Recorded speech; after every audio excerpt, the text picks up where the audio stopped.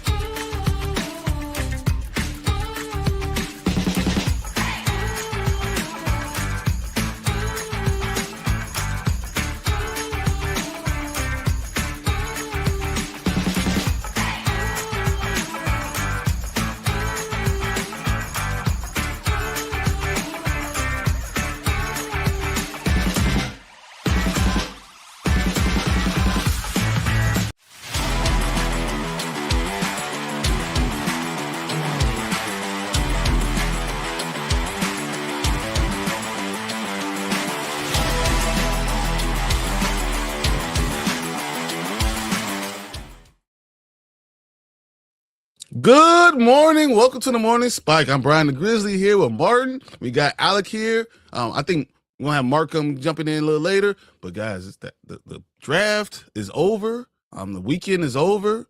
We now know how the teams are going to look as far as rookies go. And I guess it's time for us to talk about what we saw. What were your first initial thoughts on the draft? Martin, you go first, and then we'll go down to Alec. What? What was your thoughts? Yeah, no, that's exactly how I thought. That's exactly how I thought. It was a big what? Like, what is going on? What happened? Everything. Look, every year this happens. It's like you have one or two teams that throw the whole thing off, and that's exactly what happened. Once again, and I felt like teams were like, "Dang." Everything they just planned on what the other teams thought they were going to do just switched how they were approaching things. And it was like a big what? Like, okay, I guess. We're talking to you, Arizona. We're talking to you. What the fuck are you doing? What about you, Alec? Well, for me, it definitely started out really freaking weird, you know? It made a bunch of teams scramble. I think it was really the first, picks 3, 4, and 5. Everyone was like, okay, well, let's throw out our boards, throw out all the projections, all the mocks. It doesn't matter no more. Let's just see what happens, you know? But there are some interesting picks that were made, I think, for day 1 and 2, and some fun ones on day 3. So I think all in all, this is what you expect from an NFL draft. Never to get the mock drafts 100% right. Few teams that you're like, you know what, makes sense why they're in poverty. You know, they just cannot get it right. So that's what I think of it. Okay. What up, Anzo? Appreciate you, brother. I agree. I look at the draft, and I mean, it started off fine, and I wasn't upset with David Bailey going number 2. I thought that was actually a decent pick. Then when Jeremiah Love went 3, I was like, okay, this is kind of crazy. And then when Carnell Tate went number 4, I was like, okay, what the hell are we doing? And then the Giants go to Arvell Reese. I'm like, what the is happening? What are we doing? Yeah, love it. I love it. And then the Chiefs trade up to 6 to take the same guy they could have got at 9. Yes. What? Mm-hmm. That's what they really wanted that guy. I don't know what they were thinking. I thought it was weird when they did that.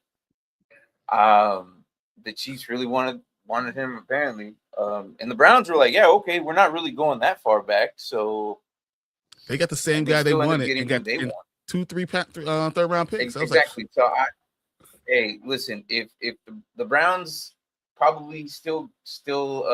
I feel like Browns actually did a smart move with that. For the Chiefs, they that was unnecessary for them. Delaney's good, don't get me wrong, but it was, and it's a necessary pick for them because they get burned all the time. They got antsy, but look who's in front of you. No one was going to take Delaney. Yeah, no. Nobody was interested in him, and that's all right, like whatever. So that's why the Browns are like, oh, okay, all right, oh, sure, go ahead. I mean, as we go down, you look, Washington getting Sonny Styles was perfect for them. I Washington, like that. That's perfect, right? I mean, come on. We all looked at. I mean, I had to give Mark $25 because I was like, "There's no way in hell Sonny Styles going to fucking fall for you," and I had to give him $25 because it did. So I'm a man of my word. I did it.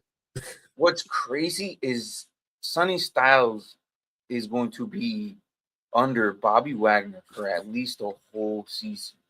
Like, and Bobby Wagner is one of the best in the league.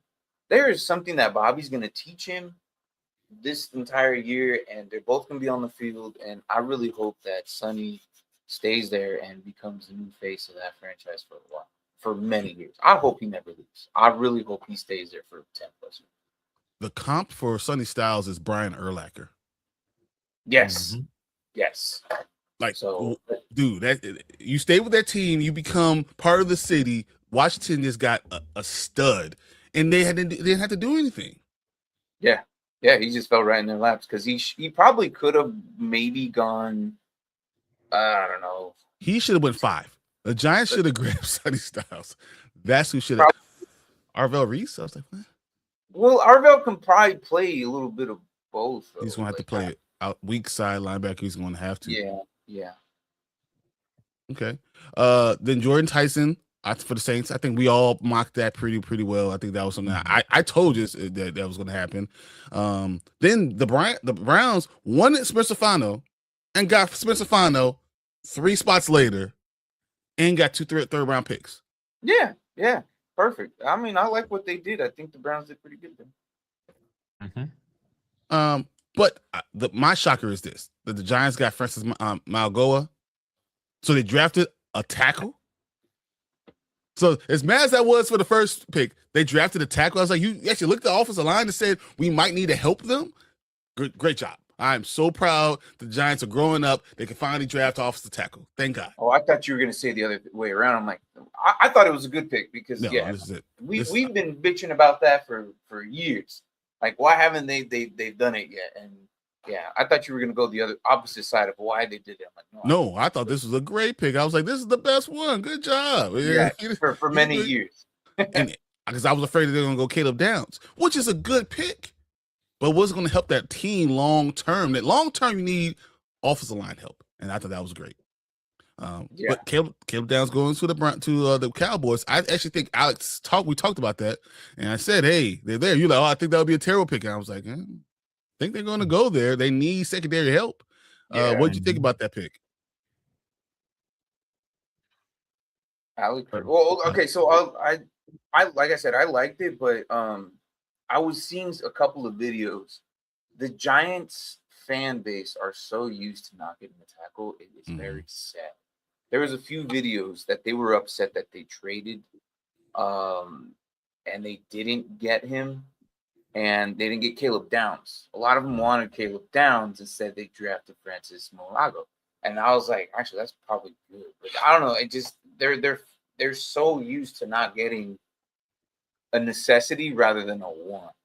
And I feel like they got a want and a necessity. Yep. Because Arvell Reese, okay, like I said, we talked about it. We're like, I don't think they needed it, but he is probably the best that they're gonna get.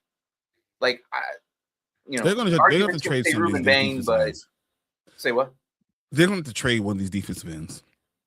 Yeah, Kayvon Thibodeau has to go. But I'm hearing Brian Burns is on the trade block. Well, they only signed him for what, 2-3 years. So I think his contract is coming up. So I think they have 2 years. It's $40 million for the next 2 years each. So it's $80 million overall for next. And they're trying to get from under that $40 million. And there's teams calling about Brian Burns. Well, then they'll have Arvell and who they drafted last year. They'll just base. Yeah. I'm sorry. What was his name? I forgot. Abdul Carter. Mm-hmm. Yeah. Thank you. So technically they're set for the next couple of years without having to talk about negotiations with the other two. They could probably let them walk or trade them. Trade those guys and get picks for 2027. And that was the other thing I've heard, that the Giants did not want 2026 draft picks. They had enough of 2026. They wanted 2027 draft picks. Yeah, so that opens up the door for them. So I think outside of what Giants people might think and say about the pick, it's not like you are getting one of the best athlete in this entire draft. He's the best. He's the best athlete in the and class. I don't think they realize who they have. Just saying. Anyways, going on. Too much about the Giants. Let's go. No, well, I want to hear what Alex has about the Giants and the Cowboys with them back to back. Well, I think that the Giants made the correct pick in 10, a head scratcher at 5, unless they turn around and do trade one of those guys, especially if they trade Burns, because Burns you could get a lot more for, I think, given how elite and efficient he has been in the last few years. So for that, I think that you're setting yourself up for the future to get future draft picks for 2027. That I would be more than fine with. Then this pick doesn't seem so questionable at number 5, but 10 makes sense. Kind of reminds me of the days of the Seattle Seahawks, where they just don't like to invest in an O-line to save their life, so it's nice to see that they're actually doing something. I think everything that they've done this offseason and the draft, outside of Matt Nagy being hired, has been pretty good. So as far as Cowboys go, I think it makes sense that they go downs there. I know Jerry mentioned wanting Ruben Bain, but he plays in the 4-3 and they're a 3-4 defense, so that didn't make much sense. So I think it totally makes sense that Downs would go to the Cowboys because they need secondary help. They definitely need that and D-line, which they end up getting D-line later on in the draft anyways. So they did pretty good, I would say, for themselves, which is kind of weird to say for a division rival, but yeah. It is what it is. All right. So now we got Caden Proctor going to the Dolphins out of Alabama. Another pick I love. That's a good pick. Yeah. Take a guy whose top end could be the best tackle in the draft. Right. It takes time. It basically develops the line for now because you don't want to bring in anybody QB wise. Like Willis is probably a good bridge quarterback. Mm-hmm. Sorry to say, but he's probably a good bridge quarterback for next couple years. And then once these QBs actually are good, then you bring them in. What's up? Thanks for coming to the show. So appreciate you. But yeah, I felt like every single time I looked over to the TV, the Dolphins were up on the draft. They had you're right. Picks, 13 picks, at least 2 in each round. Like it was just every single time I looked over. Oh, the Dolphins are up again. All right. They reinvented their team. Oh yeah, 100%. So we got that, and then we went to the Rams. I wanted to get to this point. That's why we were going through the draft, because I wanted to get to the Rams, who got Ty Simpson at pick 13. Why? I can probably answer that in the best way possible. Think about it like this. If Matthew Stafford's there for 1, at most 2 more years in a McVay system, that's what this guy needs. A year or 2 behind a really skilled vet, behind one of the best coaches in the NFL, and to learn a system where it's already got a stacked offense. He will do terrific there if they don't have to start him right away. So, plus it's the Rams. When are they ever going to have a first-round pick again anyways? Like, come on. They're allergic to them. So might as well get the guy, The thing is though, because it was a first-round pick. All right. Nobody besides over the – all right, so the 20th pick and before, those first 20 picks where no one's going to grab it. They could have traded back to at least 20 to like Eagles or something like that. I don't think they needed to take them at 13. They could have traded back like 7 picks, okay? Grabbed more picks later because I don't think they had a whole ton. Like I don't think they had 5, 1, 2, 3, 4, 5. Nobody was gonna grab him. He still would have been there. And rumors was is when he got drafted, nobody was excited about him because Sean McVay was too busy dealing with his crybaby quarterback, who's an MVP, who is probably going to have the starting job for until he retires. So why is he crying? Why are you crying? You shouldn't be crying because Ty Simpson is not going to start over you. I don't think that's what it was. I think what it was. That's from what I heard. Day 2. That's what no. That he was upset, but he was upset not about Ty Simpson. Upset that they didn't get a better player. Hold on. That's where I'm going with it, because he like they should have done that. They should have gotten a better player or traded back. Yep. Ty Simpson could have been there still probably later in the rounds. But also the thing is, like, also it's not really ultimately like going to hurt them in the long run. Like Ty Simpson probably should have went to the Steelers. Yeah, or the Steelers would have the Steelers or Cardinals would have gotten them. That's no why question. I say pick 20. You couldn't have gone past that. But very early, I don't necessarily think they could have went there. Honestly, they probably could have went like anything else besides. Let's be honest. I don't know.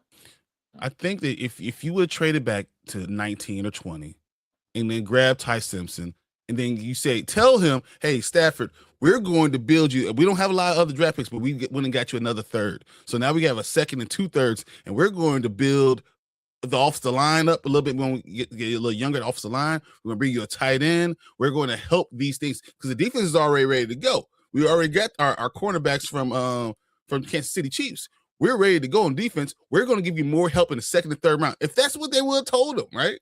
Because you probably would have got a third and a fourth to trade backwards to do that.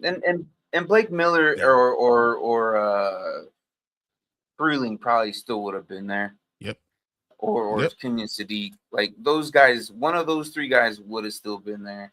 I think, and this is the first time like they've ever had a first round draft pick. Maybe they're like, oh crap. It's like they didn't know what to do with this, so they're like they just drafted what they thought they needed. So this is the first time ever we have a first round draft pick. I don't know, what do you want to do with it? I don't know. Let's just get Ty Simpson. All right, cool, send it. They were scared, man. They were terrified. They're not used to this. They're not used to showing up to the building day one. They normally like have the day off. That's it. They looked at their board and it's like, oh, this is the guy we want, but you can get him 5-7 picks later. But this is the guy we want. But you can get him later. I bet the whole staff was ready to take the day off day one. And then somebody has said, hey, you guys know we have a first round draft pick, right? So they all rushed in their cars last minute and probably, dang, what do we do? I don't know. We got 2 minutes on the clock. Let's just get Ty Simpson. I don't know. It was very interesting, very weird. There was not a lot of thought behind it from what I feel like, but it is what it is. Ty Simpson is going to be there learning behind Matthew Stafford, and we don't even know if he's actually going to be good or not. We don't, but behind Matthew Stafford and Sean McVay's system, if he's a smart quarterback, then I feel like it's a fine pick. You just have to make sure you're building the rest of your team. Yeah. So Kadani says everyone wanted to go to counseling like Mike Vrabel. The entire draft staff just wanted to go counseling. Oh, man. That whole Mike Vrabel thing is a whole Diana Rossini thing. That's a crazy thing. That's a crazy thing. I don't even want to address it, to be honest. Like, I don't want to talk about garbage, man. Dude, that was nuts. I will say this. So now the Ravens did exactly what I thought was going to happen. I mocked it in every single mock draft. He's the best guard. He's the best guard in the entire draft. Not question. He's pro ready. He immediately helps you. If you're going to have a quarterback that can't drop back 3 steps without getting pressure in his face, you better solidify what's going on there. Yeah. No, I like this pick 100%. I don't even want to talk about it more because of how much I like it, and it's perfect fit for them. It's the perfect pick. I agree. Then we got Ruben Bain Jr. going to the Al Miami, going to Tampa Bay. Once again, I love this pick. Great pick. I love this pick. From the moment his name got called, that dude has such a dog hatred in him that he didn't even stop at the mirror. He grabbed his hat like nothing, threw it on. He was ready to go to work. Oh, he is ready, and I cannot wait to see what he does. Now, as a Falcons fan, I'm gonna hate that man two weeks of the year, but damn, oh man, I was excited, and I was surprised. Like I was like, yeah, Ruben Bain should have been higher. but really small arms. Like, look at what he's done on film. Like, you really gonna let this look? It's like the whole situation when Hutchinson got second overall pick, or what was it? Like that year. I don't even know what year it was, but who got drafted over him? Walker. So stupid. Yeah. So stupid. Like, Ruben Bain is probably the best edge here. I don't care what you say. Whatever. I like it. I thought it was a smart move, and I thought Ruben Bain. I mean, he's from the U, so I like talking on this pick because I mean he really knows him and likes him, and Tampa Bay is a great place to go. Yeah, it's perfect. Plus, you can already see that when he becomes a superstar there, all of Tampa, like, you remember how when Tom Brady was there, they called it Tampa Bay? Well, now it's literally called Tampa Bain, all right? So it's going to be fun to watch him there. Oh, 100%. He's going to be a monster. I'm excited for him. They said on TV that nobody with short arms has ever recorded 10-plus sacks season when they were taken in the first round. Okay. I mean, that's valid, but at the same time, I think this guy can be some special, and he's in a perfect spot for him to be special. So let's just see what he can do. All right. I saw it at the U, so he can do it. Okay. I always wonder how long are Aaron Donald's arms? Oh, I don't even know. His weren't that big too. I remember him. They were saying shit about him. His weren't. Yep, he was too small. All that stuff. So that's why he was at 32.63. So it's not the longest arms either. So that's why I'm like, there's guys that can play that do well with not these unbelievable stats that jump off the screen. Is it Vita Vea will make up for the short arms because you got double team Vita Vea, and then Ruben Bain Jr. You can't do it. He has that bend. He gets on you guys. He's recorded the sacks. He's done it year after year after year. I like the pick. I think September Bay did a great job, and getting him at 15 is a win. Yeah. Okay, so the next couple of months are pretty good. Kenyon Sadiq going number 16. I like it. What do you guys think about it? I don't really think they need to trade it for him, though. Do you think? No, that's the only thing. Yeah, I agree. Like, I think he still would have been there. Like, how far did they trade up for this pick? I remember they traded for it. I just don't. It wasn't that far, right? Like, it was like 5 picks. Yeah. Some of the mindset of these draft rooms are very interesting. Like, I don't know, bro. Like, I think he would have still been there. Maybe they were thinking that Panthers were gonna take him. Because I don't know, but it is what it is. The Jets are gonna jet. My question is, jet out of here real quick. Didn't you just get a tight end, in Mason Taylor, who had a pretty good rookie year? Maybe they're scheming something with double tight. I don't know. I guess maybe I can't that's what say you're doing. much about the Jets, man. Like, the Jets. I look, Mekhi Lemon shit was right there. Like, you could have stayed there. You could have got either one of them who fell to you. Yeah. That's just I didn't understand it. So yeah. I mean, from a fantasy perspective, I knew a lot of people in the industry were actually projecting him to go to the Jets just because they would probably use him differently than they would use Mason. But it also is good for Breece Hall. So, like you said, the Jets. Yeah, but like I said, the Jets are going to jet. There's a reason why they have not been a good team for so long. So they'll have to figure something out. Anthony says, I noticed some of the trades in round 1 and round 2 didn't make sense. You didn't have to trade up 1 or 2 spots. The guy would have fell to you anyway. Yeah. Yeah, exactly. Saw it multiple times. What's up, Andrew? Yep, we especially said it with the Cowboys when I was like, watch, they're probably gonna do something stupid and trade up, and it's gonna make no sense, and they did it anyways. Yeah, so it's whatever. It's I don't want to put the Jets in this area of stupidity, but this was one of them. I don't really per se the Jets are stupid when drafting because they normally are good and smart. They do it so often. Yeah, but the problem is like. No, because the last 2 years their draft was pretty good. They draft a lot. Hold the players there, or it's just I don't know what it is Could be the atmosphere, something in the water. I don't know, but I don't put them with the Raiders and the Cowboys just yet. With how dumb their draft is. Hey, the Raiders had a great draft, bro.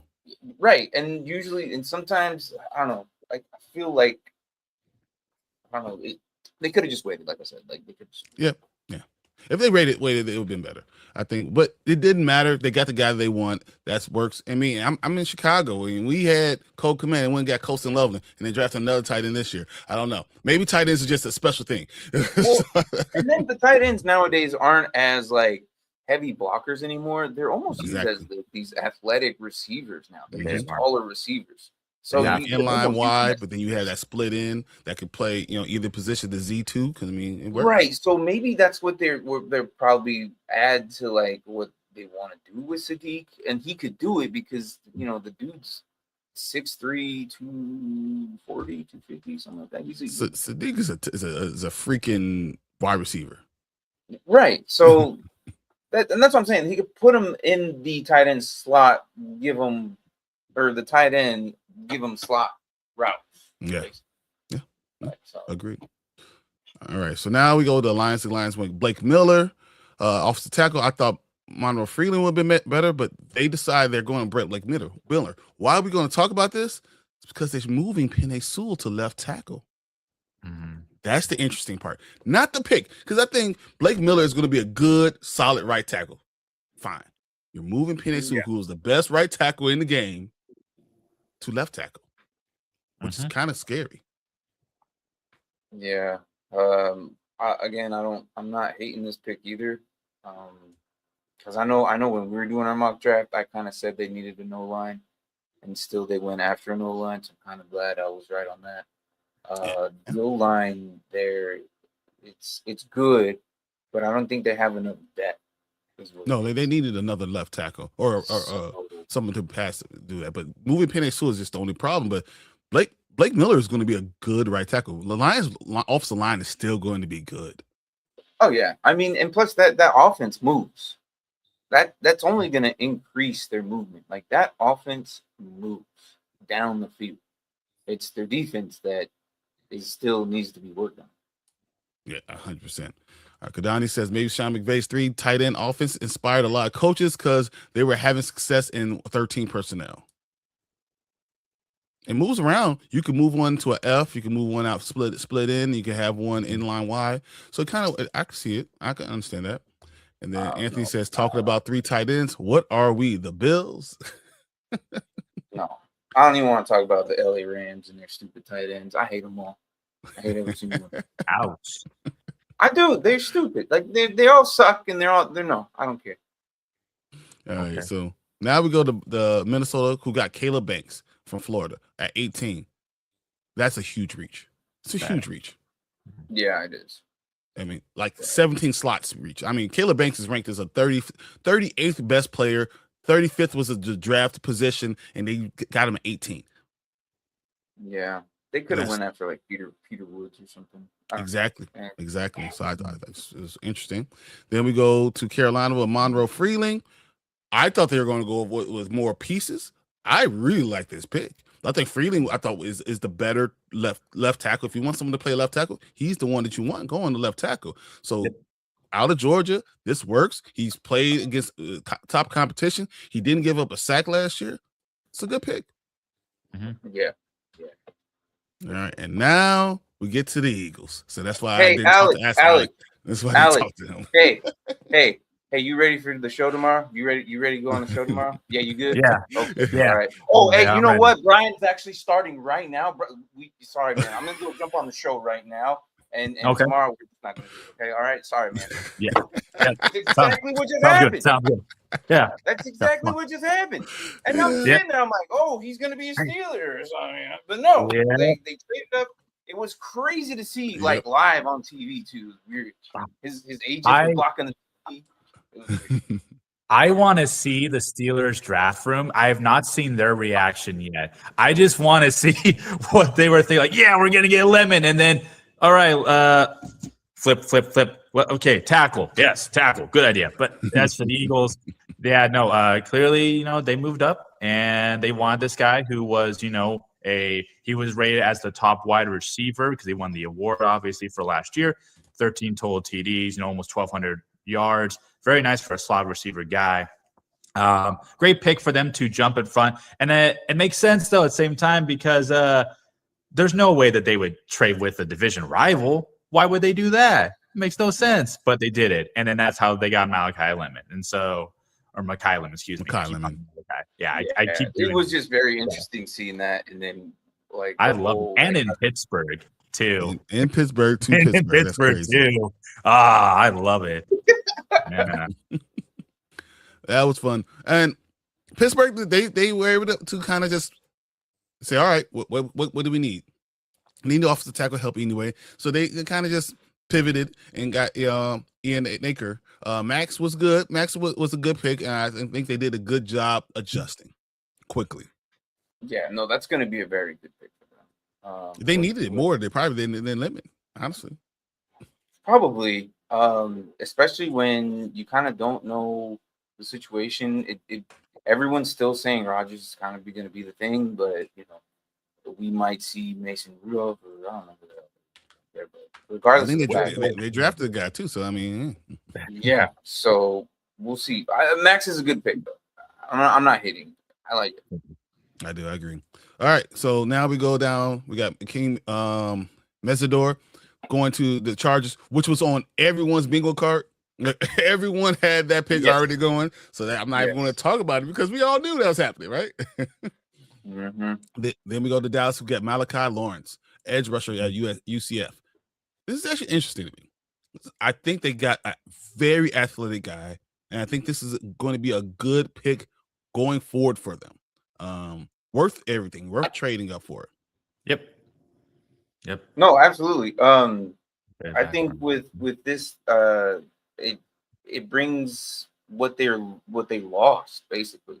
He's no Micah Parsons or anything, but what's Micah Parsons? Micah Parsons, when he first was drafted there, we didn't know exactly what he was. Well, Micah Parsons was supposed to be a linebacker until they got and then Dan Quinn was like, you know what, man, you're better at edge. Let's try this.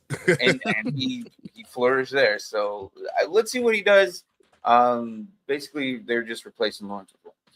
Exactly. I agree. That's exactly that. Perfect words. All right. Now we go to the Browns. Taking the Browns to the Super Bowl. Casey Concepcion. Who called this? This man did. I gotta get it. Yeah.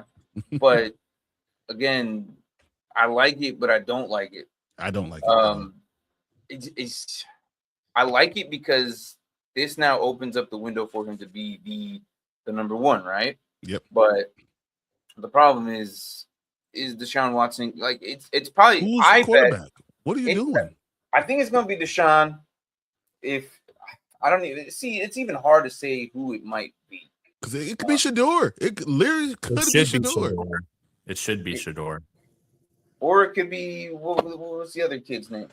Dylan Gabriel. Dylan Gabriel. Yeah. Mm-hmm. I don't know. But either way, like if for dynasty purposes, would you get him higher than pick 8? Nope. Okay. Like, I mean, just plain and simple, I would not. Pick 10. End of the first round, I'm thinking about him. Okay. But he might, for me, off my board, and I was thinking about this earlier, he might end up being the first and the second round now. So especially because it's IDP, because it's in the IDP draft. I'm looking at all these edge rushers and where they're fitting in and how they're going to change those teams. It's hard for me to look at Casey Concepcion within that offense, knowing we don't know who the quarterback is and how they're going to even run the damn offense. That this is going to be good. Now, I'm going to remind you of a receiver who did good with no quarterbacks and he still was productive.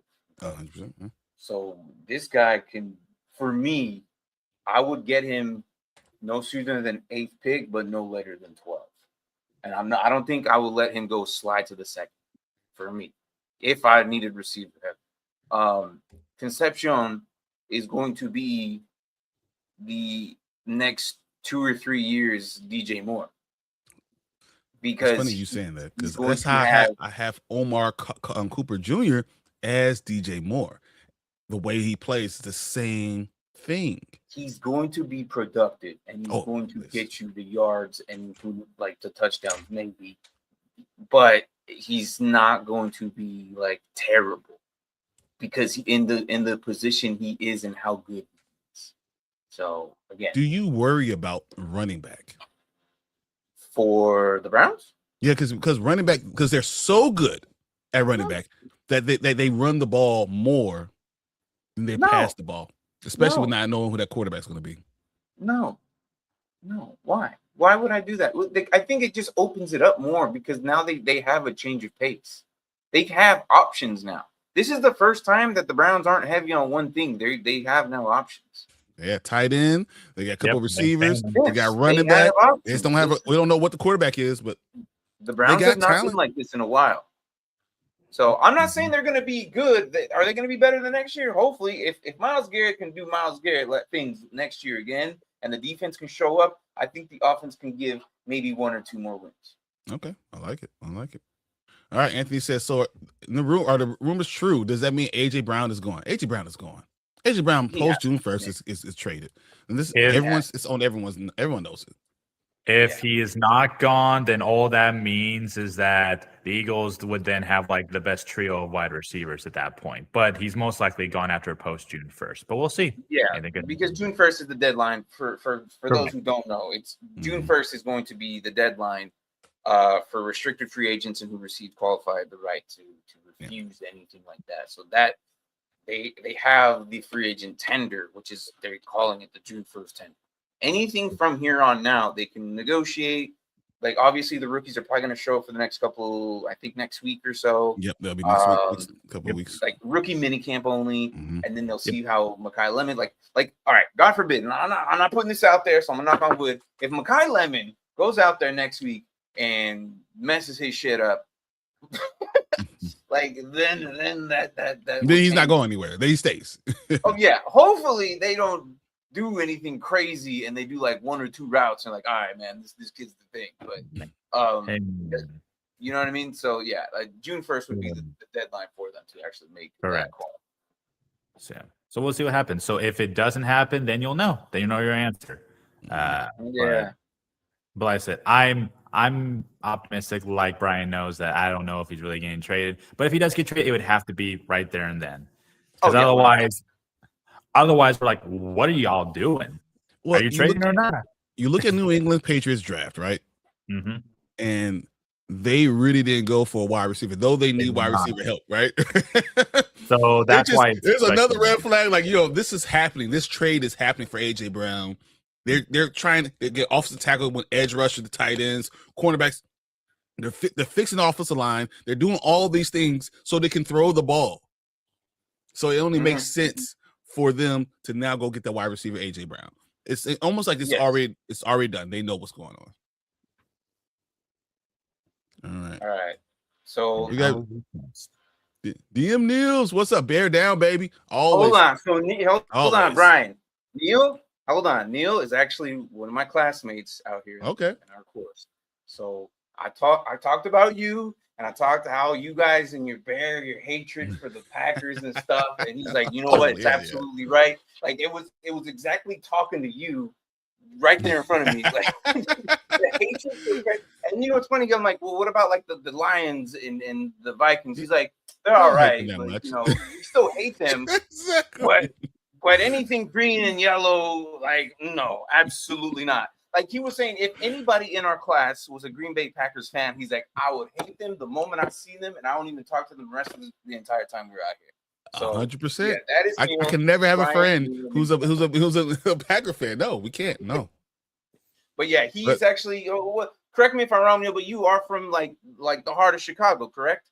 Hey, that's where I am, man. This is it. Yeah, so that's where Brian's at. So I run all the Culvers out here. So. There you go. Speaking of this is a perfect time for him to be here right now because the next pick is Dylan Thieneman going to the Bears from Oregon to safety. I love this pick. I have no problem at all. So, if you're looking at it, if you don't go defensive tackle, go safety. Uh-huh. No problem. Cool. Yeah. Well, that's what you basically needed, though. We need defensive tackles and Thieneman's safeties. not bad. I know we were talking about it too. Like you were like, I don't know about it. I'm like, no, Thieneman's a good pick. Like, don't He's he's gonna probably be a really good safety there for you guys. That white boy can do all kinds of things. My question is for him is he going to play strong safety? Yes. Is because I've seen him get sacks, get interceptions. He plays pretty good against tight ends. So that's one thing I was surprised about. He played pretty good against tight ends, and he's a lot more athletic than I thought he was going to be. I look at it. I think you do it. Yeah. He reminds me of a linebacker. Just a fast a little bit. He got that hybrid mentality in him that'd be great. Plus, not mentioning some of the best parts, the fact that he had one of the best freshman seasons out of any safety ever. I mean, dude also had over 300 tackles in just 3 years in college. I mean, you're talking about a guy who can literally play in the box, play deep, play nickel. He can do it all. Again, I think outside of Downs, he's second best safety. In my opinion. I look at him IDP. I feel like he could be better than Downs with the way that they would use him from an IDP perspective. He's gonna get sacks. They're going to play him like they played like they did last year. With your blitzing their safeties, especially when you have Kyler Gordon back there who can now play safety / hybrid, with your slot corner. He can do all things like that. So now you have two guys that can do interchangeable things. That really makes the defense even better. And you're able to put a lot more pressure on quarterbacks in so many different ways. So I have no problem with this pick. I thought that was good. The rest of the draft, I have no idea what the hell we're doing. But this pick, great job. Only time will tell. Okay. No, you don't go the third best center in the draft in your second pick. You don't do that. And then trade away your next one. That'll be Tuesday when I'm yelling about that. So I'm not even going to worry about that. We need to go on to the Texans.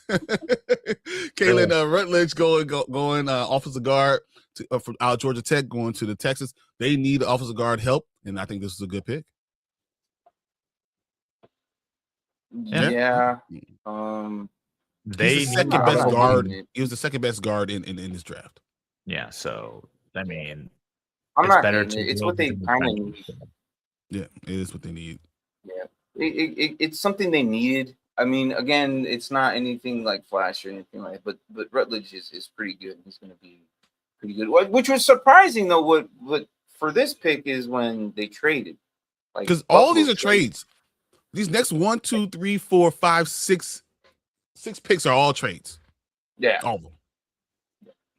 It is what it is. Buffalo did what they did, and they got better, I guess. I don't know. Buffalo needed more picks, and I think that's what they decided. They said we need more picks going through.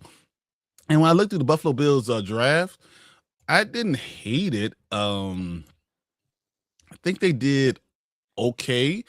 TJ Parker is a good pick. So getting TJ Parker in the second round, if you might even draft him right here, but you got some extra picks.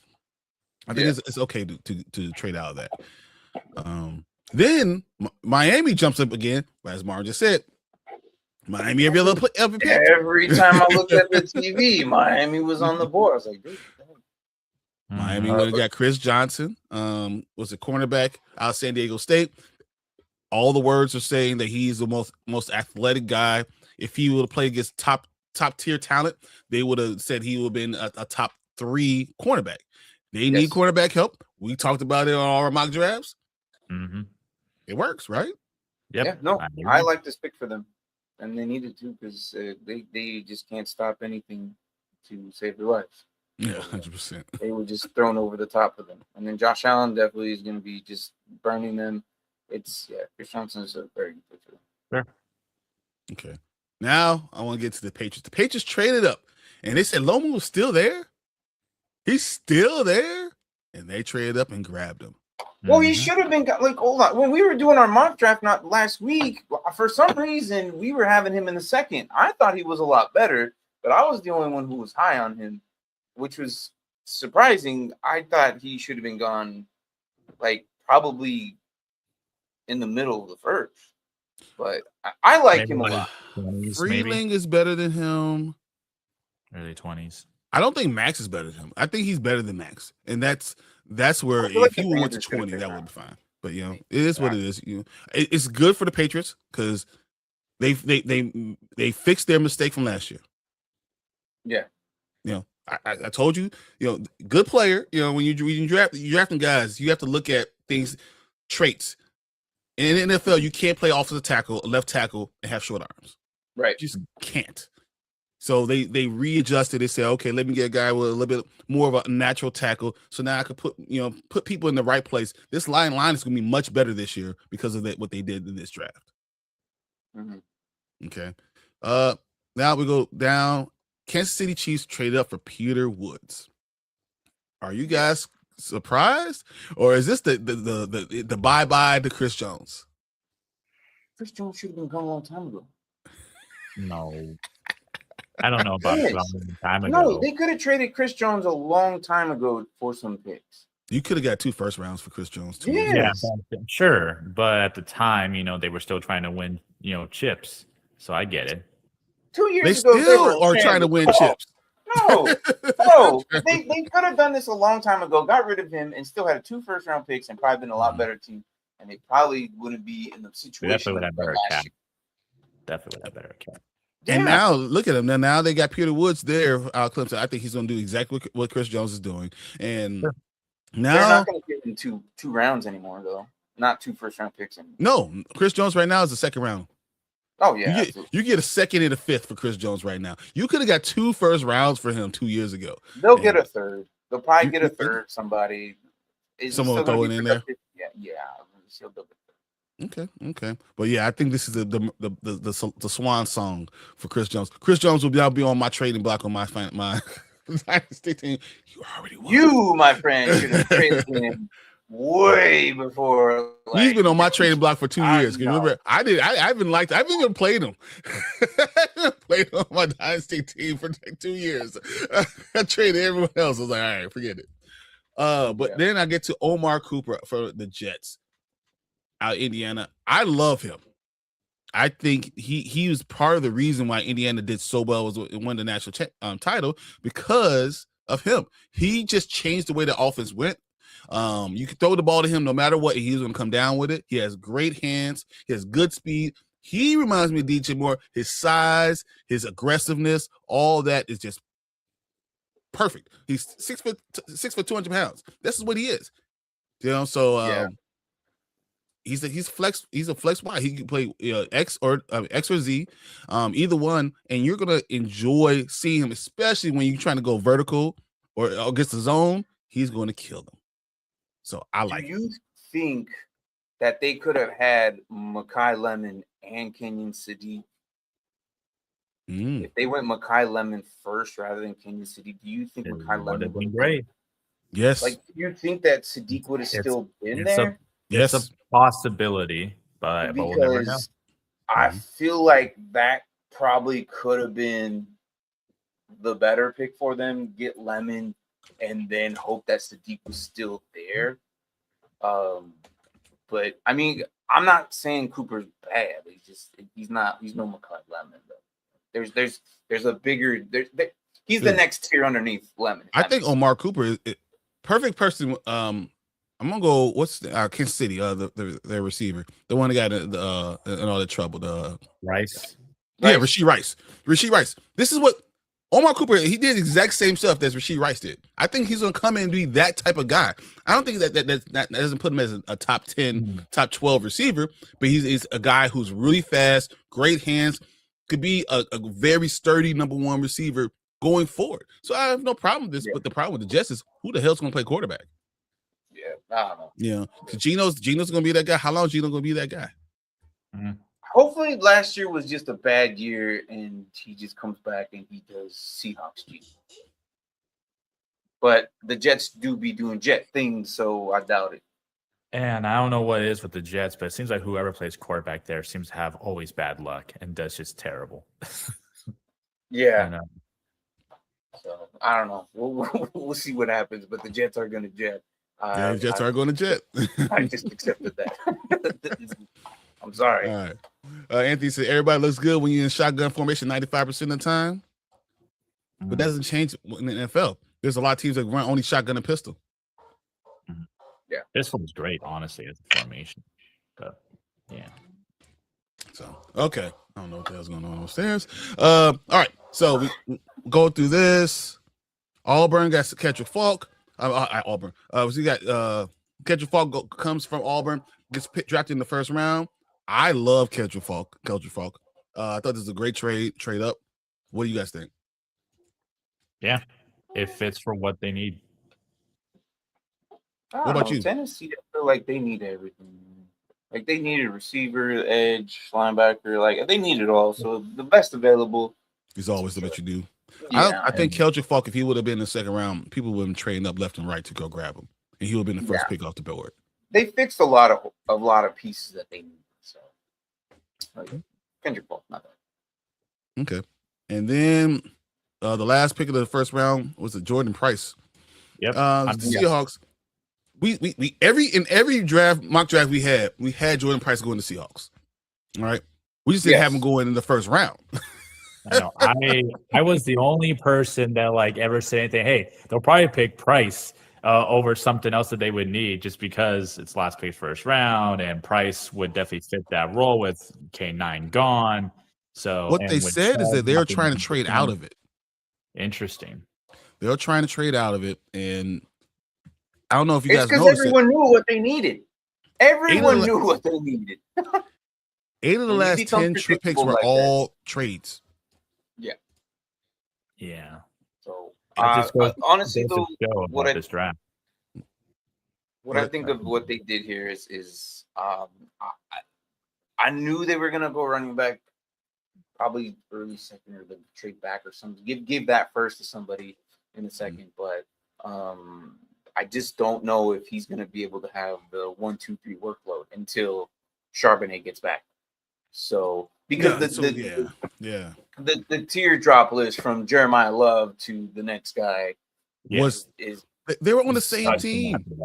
The top two running backs were on the same team in college. That's crazy. Kind of like last year with Henderson and Hopkins. Yeah. This is Ohio State. This is exactly the same thing. And I don't know if you guys saw a lot of Notre Dame games. Jadarian Price would have started on 95% of any other team. Correct. That's why I think he's going to end from a fantasy perspective. I mean, I'm seeing rookie drafts now where he's going top 5 at best, or between top 5 to 7 in a lot of rookie drafts. So, and this is why I was going to bring up with Marty, because we talk about a lot of fantasy. I have Jadarian Price already in my top 7. So you're talking about top that 8, the Casey Concepcion. The reason why I put I had Jadarian Price in my top 7 right now, and this is IDP draft. Like I'm talking about all guys. And it's because of the position he's in right now, though. Exactly. Because he's going to be the 1-2 back there, regardless of the situation. And Charbonnet's not going to get there till like week 10. They said maybe week 12, and that means for 12 weeks you have number 1 running back. And if you get that, if you do well with that, you're the starter. You're the young guy. Yeah, that's just what it is. And it makes sense for the first year, especially when you're coming back from such a big injury. You're going to need not just time to readjust, but you're never going to be 100% after the kind of injury that Charb had. So, if, however, he doesn't live up to the expectations, to the hype, that's going to hurt him tremendously when Charb does come back. And then Charb will be the number 1 back. He's going to end up looking like the Steelers running back from last year when he's going to sit on the bench. He's going to also look like a Rico Dowdle, like Anthony is saying here. I think Rico Dowdle is a good comp for him. Yeah. I mean, not everyone's J.K. Dobbins, so we'll see what happens. When healthy. If he's healthy. When he's healthy, you start him, all right? I don't care. I love it. All right. So that was the first round. We're not going to go through all 7 rounds of the draft, guys. Now I was going to ask these two guys, give me your top 4 teams as far as draft. Who had the best draft, top 4 teams? You don't have to go deep analysis, just who were the top ones? Mm-hmm. Sure. Go ahead, Alec. I actually will let you go first, Okay. and then we'll whatever the time you leave us left, and then we'll go. Well, actually, no. I'll start my timer now. Bleep. There we go. All right. So top 4, I do like what the Browns did a lot. So they're going to be probably one of my highest there. I think they did. I think that the Giants, because I'm expecting them to trade one of those edges. I think truthfully that they're going to be up there as a team in the next couple of years to be great. After that, number 3 and 4. I mean, it's kind of hard for me to say, but I also really liked how Tampa did things. I really like a lot of the moves that they did, especially in the early rounds. I'm going to try not to say my team because I know that they did a lot of moving pieces and got a lot of things they needed. So I'm not going to say them just because why. So I guess number 4, I do think that the Patriots got a guy that they believe in. I think the Patriots solved a lot of issues outside of wide receiver because they're playing to get A.J. Brown. So I think if they got A.J. Brown, the rest of their draft makes total sense. So I think they did a great job with that as well. So that would be kind of my top 4 that I would do. Okay. Martin, what you got? All right, say what you want to say. Okay. After what Arizona did with the first pick, I know the first pick threw everything off, but the picks after that, I hate Carson. Everybody they landed was actually pretty decent enough that he's what they needed. Sure. Chase good. Carson Beck, honestly, last year speaking, third round. Going into last year's draft before he opted out, he was supposed to be one of the high top prospects. Correct. He was gonna be a second rounder. Yep. But they took him in the 3rd, and I think that's a perfect spot for them. And then they got Caleb Proctor, which is nice. Like not the tackle, the offense, but the defense. So it was not bad overall. I think the Cardinals did okay. The Jeremiah Love one pissed me off. I didn't like it. But the rest of the draft that they had was, I would say fairly decent. And I will talk about my team. I don't care because I don't talk about my team often enough. I do like the fact that we got 2 brothers in the brotherhood together. Was our draft good? No. I don't know. I think we're just filling in. Daniels was that bad. Thompson was a bad pick. Ethan wasn't going to get drafted. He was the worst offensive tackle on Ohio State. I was like, Branch, we needed Branch. I feel like was just, Branch was an A. Right. Branch was an A. And that's what I'm thinking. Like we didn't have a day 1, really. So that's kind of like what hurt us from the get-go. Why? Because we traded 2 first-round picks for a loose cannon, basically. After who is his lawyer, by the way? I want to know that lawyer's name because that man got him out of all that shit. Like, damn, dude, like that's a good lawyer right there. But I don't know. It wasn't like for the 6 picks that we had for the last 2 days. I don't know. It wasn't like. I mean, Avion Terrell, Zachariah Branch, and even Harold Perkins Jr. were all phenomenal picks. Those 3 are. I guarantee all 3 of those will make the team, and that I wouldn't be surprised if all 3 of those guys start. Yeah, that's what I meant. Yeah. So I mean, like I said, I don't know. My next 2 were the Cowboys. They just know how to draft. Really, they were going after people that they needed and players that were good. They had 2 first-round picks with Caleb and Lawrence, which is phenomenal. That's defense. Their defense is really bad, guys. Like it's really bad. Like I don't understand. Like all these, like it just didn't make sense that their defense couldn't keep up with their offense. So if their defense actually gives them a little bit of rest, maybe their offense can do a lot better. Because I think they only picked up 1 or 2 offensive pieces out of their entire draft, and the rest were all defense. 1 line and 1 wide receiver late in the draft. Yeah, Anthony Smith. I don't even know who the hell that guy is, but Drew Shelton, that's a good pick. Yeah, that's a good depth piece, and a guy who could step in and start if you need it. So again, I think they did pretty good. And then the other team that I thought was actually did pretty decent was the Broncos. They didn't have a first, and they didn't have a second.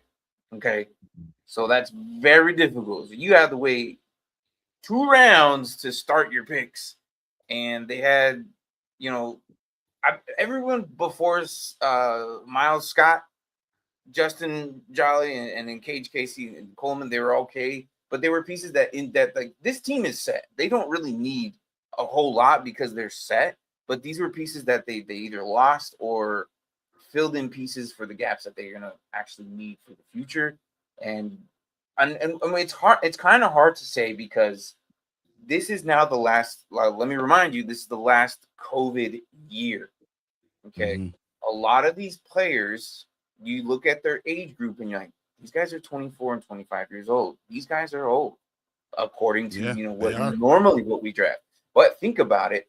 These are the kids that came in on 2020, and they're no longer. They couldn't play their first years. So a lot of them didn't play till 21 or even age of 20. Like you came in at 18-year-old, like, sorry, kid, we're not playing because there's a virus and we don't know who's sick. And so it was to the point where they had to be redshirted the whole year. And then this messes up. This is probably going to mess up next year's draft a little bit because a lot of these previous draftees from next year probably wouldn't surprise me if they jumped 2 or 3 schools because of these guys. Because of they stayed longer, and then now the transfer portal, because he was already there, slotted for their position. They're never going to sniff the field. Well, I'm not going to be here. I got to go to a different school to go play. So this is and think about it. This is outside the box. All right, this is my thinking. Like this is the last COVID year that we'll have to deal with. Now next year, I think we'll start seeing a lot of 23-year-olds and younger. And it just hit me because the Steelers are only averaged old because of Mason Rudolph and Rodgers. If you take those 2 out of the equation of that team, they are one of the. I don't think there's a single player that's over the age of 25 on that roster.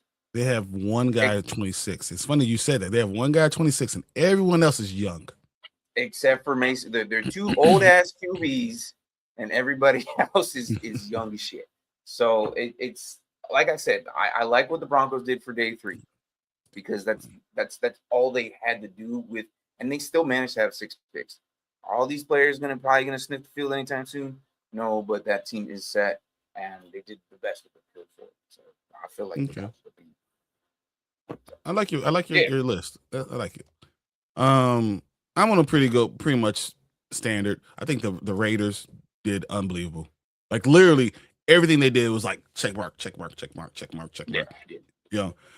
I love Stooks. I talked about Stooks for my Bears. I wanted Stooks to be for my Bears there. I loved that they did that. So yeah, Mendoza, Stooks, Crawford. I thought he's a great edge out of Auburn. Trey out of the center from Texas A&M was ranked the number 2 center in all of the draft, and they grabbed him. So they didn't just get the quarterback; they got the center to go with the quarterback. And I thought that was great. Like they just kept on hitting check mark. I think the Raiders are going to be a lot better. They're in that really tough division. They did phenomenal in this draft. They should really applaud themselves. That was great. My next team would definitely be the Cleveland Browns. I look at the Cleveland Browns. The trade back made this draft perfect for them. So they got their guy. They got Fondo, right? They got Casey Concepcion. Then, because I didn't like the fact Concepcion, I feel like they need a bigger body receiver. You know what they turn around and do?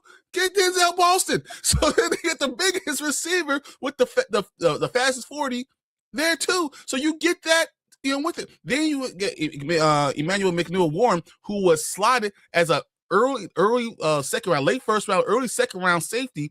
They grabbed him in the 3rd. Yeah. So like that's an A+.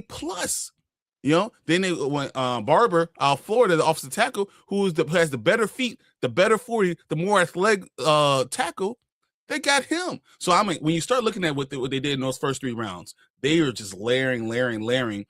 The Browns, if they can figure out this QB position, and the fact that the Ravens no longer have their their coach, and then the fact that the Steelers are rebuilding too, and Cincinnati is crap. Don't be surprised if the Cleveland Browns wins 10 games next year. I'm just saying. No, that's throwing it out there. I think they'll win at least 1 or 2 more games from the previous year. I'm just with Myles Garrett, and you start looking at them, they're gonna be competitive in this division. I like it. I like what they've done. I'm all about it. My next team is gonna be the Colts. Actually, I think the Colts did pretty good. I love C.J. Allen. I think me and Mark, we were talking about him, linebacker out of Georgia. I thought the fact that they got him in the second round, they traded back and grabbed a lot more picks because they only had like 4 picks. They got a lot more picks, trading back, getting him, getting A.J. Halsey, who another guy that we talked about to help them this defense. I think it was Farmer, the guard out of Kentucky that everyone was talking about. You know, we don't know about the competition, but he was just a steamroller. He was just destroying everyone who was in front of him. That was a great job. I think they got the linebacker out of Oregon, Bryce Boucher. I think is it. I can't. I'm looking for his name, but I think it's Bryce Boucher. That was a great pick. I think they did a lot of work on their actual defense and speed and playmaking, and that's what you need to do for that team. That team really needs to have a foundational place, and that's what I think they did. They put a foundation in. And now we'll see what they can really do next year. Because, man, Daniel Jones is good, and some of these receivers can play, and you already have a great running back, the sky's the limit. Yeah. I think C.J. Allen's going to be a big IDP sleeper in many drafts, and a lot of people aren't going to be looking at him, but he could be a very big asset for IDP next year.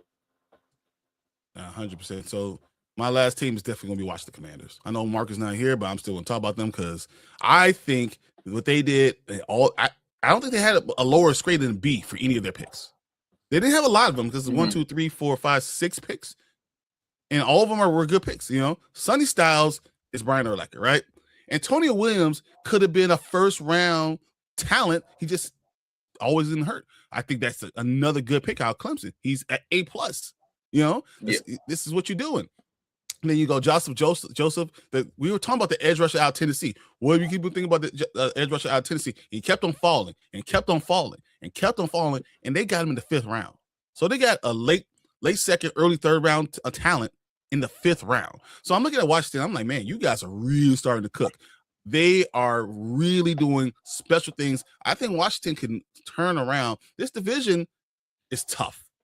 It really is, and everyone there is going to be good, but it's always tough, and I think they did enough to bring them back into the conversation of, hey, all 4 of us are good. Let's see how who's going to be the best, who's going to be the worst, because all those teams are good, all of them have talent, they all got quarterbacks. Now you just got to see what's going to happen. I like what Washington did, so that's my 4 teams. All right, last one. Is there anyone that you think did a terrible job? Just one team. They just, what the fuck were you doing? Did a terrible job. Well, I don't want to take this team because I'm sure Brian wants to talk about them. So I'm going to take somebody else. I will take, God, that did horrible. Honestly, I do not like what the Cardinals did as a whole. I really don't. You know, like what's your formation going to be? You know, with like those 4 backs, are you just gonna have like 3 or 4 linemen on the line and then just outside a bunch of backs in the backfield? You know, no. To me, the Cardinals in that division, that's so hard already. I don't think this draft was enough to push them to be any sort of playoff contender. I think the Jeremiah Love pick is a huge head scratcher. When you have a top 3 pick, you could have easily have traded back for something else that you needed and could have got a plethora of picks to get other players you needed. I don't think that they really moved the needle much to me personally. You know, I know someone's going to say the Jets because Jets are going to jet, but to me, the Cardinals I was not impressed. You know, that's just me. Okay. All right, Barden, what you got? Outside of that pick, I felt like they did okay. There was just depth pieces that they lost or needed. Like the Jeremiah Love, like I said, it threw everything off. You're right, they didn't need that. But they have 5 running backs now. They literally got like Thanos saying, "We're gonna take them all." They just wanted something shiny, new, and the best one there was. You know, it is. I don't think they've ever had a real good running back that high ever on that team. They've always had to get a washed up running back from another team every single time. Okay. Who's your worst team? Well, I'll go mine real quick, and then you can do yours last, because it's not going to be the Chicago Bears. Because I have a whole show to talk about the Chicago Bears, and I'll do that on Tuesday, and I'll be yelling about that on Tuesday.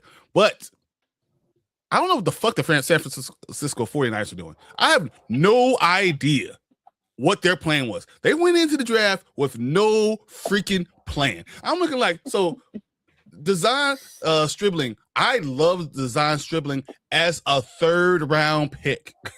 Not the first round, the 33rd pick overall in the 2nd round. You reached for a full round and a half. I don't know what the hell you were talking about. He was a sleeper guy, and you made him be your first pick overall in the 2nd round. Yeah. What? I have no idea what they're doing with that. Romello hype. Yeah, it's okay pick. Good. You know, they need edge help. They need death piece. That's fine. Kalen Black, I don't even think deserved to be picked in the 5th round. They running back out of Indiana. I don't think he was in the 5th round. I would have picked him. You picked him in the 3rd? He's a top 100 pick? All right. What? Like, what are you guys thinking? I don't understand. And then they want to get the defensive tackle out of Oklahoma, who was graded as a 6th round pick. Another one in the 3rd round. What are you doing? What are you guys looking at? I don't understand what we're looking for, guys. I thought San Francisco had an opportunity to make themselves better. I look at their picks and I'm like, bro, did you guys get worse? Like, what are we doing? You had a chance to fix. You didn't get not one offensive tackle. Oh no, like, which is crazy. They did. Enrique Cruz at pick 179, they picked him, and even then that was a reach. Yeah. Your offensive tackle is 150 years old. Good. Didn't they just sign him too? Yep, to a 2-year extension. Yeah. But he's 150. They can't let go of these old ways. Everybody there is old. It is probably the oldest team in the NFL right now. I don't even know what their average age is, but I'm pretty sure it's at least 27, 28 years old. I look at the team, and as much as I question what the hell I did and question what Minnesota did, I look at San Francisco like, y'all had no clue. Y'all just went out just doing stuff for a team that's supposed to be that great. I have no idea. So it's funny, like they were kind of like what I was thinking of as well. But because they're so old, I think they were just drafting young positions behind them. But that's kind of how I felt about Tampa Bay. Tampa Bay got lucky with Bain. After they got Ruben Bain, it was like, all right, cool. He's still there. Go get him. I'm surprised he's still there. But everything after that was very questionable. I feel like Josiah was a little bit of a reach, because Trotter was definitely a reach. He's a 58, like, 59 guy. But it was like you got Levante David, who's basically like, it was just replacement, but it's not going to be anywhere as good as Levante David. Mm-hmm. And then Mike Evans gone, and they should have went a receiver way earlier. Instead, they went with Ted Hurst, who I don't think is anywhere. Like, it didn't. They were trying to make up for positions they were losing, but with talent that was nowhere gonna cover up those shoes, basically. Like, and then it felt really dumb and weird when they got like a defensive tackle later, and then the DB. Keontae Scott, I don't know. It was just kind of like they're just a little bit reaches. All those picks are fine picks, but just reach like by 15 to 20 slots early. They could have done a little bit better. I'm like, all right, well, whatever. It pissed me off to just seeing it. But at the same time, like, I was okay with it. So, and that's just as a Falcons fan, I was okay with it. but outside of that, I really thought. Every single time they came up to the draft board, I questioned it. And when I start questioning the team multiple times, then I realize, okay, like something's going on. That I don't think it's making sense. So I was just confused about how they ran. And they had all their picks basically, except for the 7th, but they had like 2 and 5th. Yeah, because they had 2 in the 5th, so it didn't matter. Mm-hmm. Anthony says, "What are the chances Drew Alar is the number 1 starter week 1?" I don't think so. At Pittsburgh. Mason Rudolph is going. You're not going to throw Drew Alar in first. They're not going to put Rudolph under him. They trust Rudolph too much, and he's been there. He knows the system. He's been there. Yeah, Well, it's a new coach. I know, but there's no way. Yeah, Rudolph has years veteran experience. He's probably better under pressure. I wouldn't put a rookie over someone who's been in the league that long. If Allen does start, was it week 1? Yeah, no, week 1, absolutely not. Week 8, maybe if Rudolph is just doing terrible, but no, absolutely you're not. playing for the Week future. 1, I will never put a rookie in week 1. Absolutely. Yeah. I was like, Drew, what the hell? All right. We got Kadani says, honestly, I'm thinking my team might have been reaching on the draft picks, like the running back they took. I can see why they took it, but I don't know about the other ones, to be honest. But they do work on the players. Yeah, I told you what I thought about it. He says, exactly, Brian. But like I said, they're doing work behind the scenes. They are all doing all the work on the players. I don't know. They are thinking, but I got to pray that they don't get EMF injuries. Dude, I don't understand. When you have your team in San Francisco, the biggest part of them is they get injuries. So you need to get the quality guys. You just pick the best available guy in every round because you're going to use them because someone's going to get hurt. You need an offensive tackle. You need a backup running back, but you really just need to get best available. So when you're a good team that's winning all those games, get best available guy. That's just my opinion. All right. Okay. Alec has something he wanted to do. I thought this was pretty good. So I'm actually going to move him to the first spot, and then Martin and I will listen. Feels great. All right. So, and you guys can play along too in the comments if you want, but I thought it'd be fun. I have 5 teams, and we're going to blindly rank them post-draft, post the free agency on where you guys would have them going from 0 to hero. Essentially, that means last year they didn't do really that great, but based off everything that's happened right now, could they potentially win their division or go as far as conference championship? What's the likelihood of that? That's the whole point of this being blind. You guys won't know. So the list could be pretty hilarious, or you guys might just get it dead right the whole way. So Streamyard, we're gonna be right the whole time. That's fine. All right. I love the confidence. All right. So first team up on the docket. Number 1 means best and 5 means worst. Just to clarify for some people at home. For number 1, or for first team, the New York Jets. Where do you rank them? 1 to 5. Their opportunity to win the division and make it possibly to a championship game. 1 being the lowest. 1 being the highest. best. The highest, yes. I'm going 4. Yeah. All right. Next team on the docket, the Miami Dolphins. 5. Okay. Yeah, perfect. they're Okay. All right. The Detroit Lions. 1. 2. Oh, okay. We got 2 and 1. Very nice. All right. The next team, the Cleveland Browns.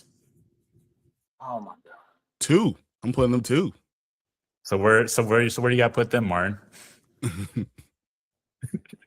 It's that division, and that's why I wanted to leave it for them.